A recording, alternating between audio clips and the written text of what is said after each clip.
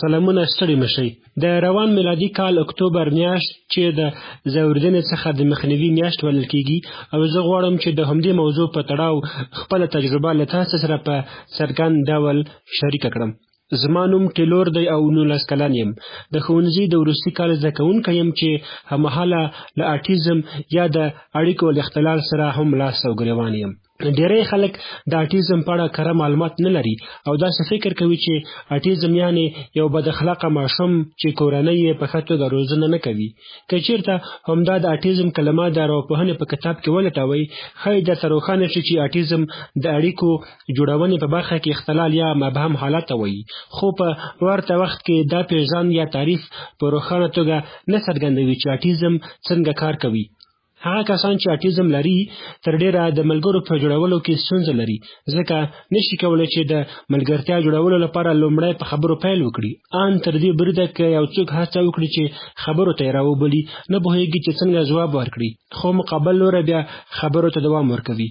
د ماشومتوب پر مهال به ډېر ځورېدلم. داسې نه چې زما د چم ګاونډ ماشومان بد وو، نه هسې هم نه وه، عادي خلک وو، خو اصلي خبره دا وه چې مشرانو به دوی نه څارل او یا به یې هم د دوی په چارو کې مداخله نه کوله چې د دوی کړنې وڅاري. ما نه شوی کولی چې خپلې ښوونکي ته ووایم چې ما څوک ځوروي، او دا مې هم له وسه پورته خبره وه چې په څرګندو ټکو ورته ووایم چې څه پېښ شوي دي. اوس په درسي ټولګیو کې زما په څېر نور ډېر ماشومان هم شته.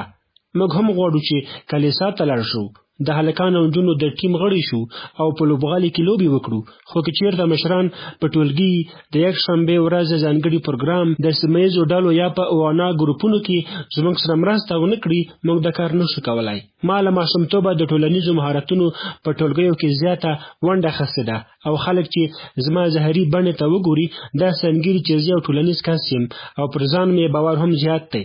که څه هم په زړه کې اضطراب او ویره لرم، خو اوس پر دې پوهېږم چې څه ډول اړیکه جوړه کړم او نور له ځورېدنې څخه ونه ډار شم. زما کورنۍ ماته تر 12 کلنۍ پورې په کور کې زده کړه راکوله. له هغه وروسته مې پر لیکه یا آنلاین ښوونځی پیل کړ. بیا چې حضوري ښوونځي ته لاړم، 18 کلن وم او په ټولګي کې ډېر خوشحاله وم. له ځان سره مې ویل کاشکې مخکې راغلی وای. که تاسې په رښتیا هم غواړئ چې د ځورېدنې مخه ونیسئ او دا ویره مو له فکره لرې کړئ، داسې یو ځوان یا مشر اوسئ چې د ماشومانو ساتونکی وي او له نورو ماشومانو سره د دې مرسته وکړي چې اټیزم څه ته ویل کیږي او څه دی. مهرباني وکړئ داسې لاره پیدا کړئ چې موږ په عادي ورځنیو چارو کې په پوره معنا ښکېل کړي. هغه ماشومان چې اټیزم یا بل معلولیت لري تر ډیره د خپل چم ګاونډ مشرانو زیاتې مرستې ته اړتیا لري څو زده کړي چې په ټولنه یا نړۍ کې څه روان دي. تاسو یو مسؤل مشر یاست. مهرباني وکړئ موږ ته زیاته پاملرنه وکړئ کله چې ماشوم وینئ چې له ځورېدنې کړېږي، او یا هم که چېرته یو زده کوونکی یاست چې بل زده کوونکی یا ټولګیوال مو له ځورېدنې سره مخ دی، مهرباني وکړئ یو مشر خبر کړئ. ښایي هغه زده کوونکی ونه شي کولی چې له خپل ځان څخه دفاع وکړي او د خپلې ستونزې په اړه چاته ووایي. مهرباني وکړئ یو ښه ملګری او ملاتړی اوسئ. د هغه څه دي چې ما ورته اړتیا درلوده او لا یې هم لرم.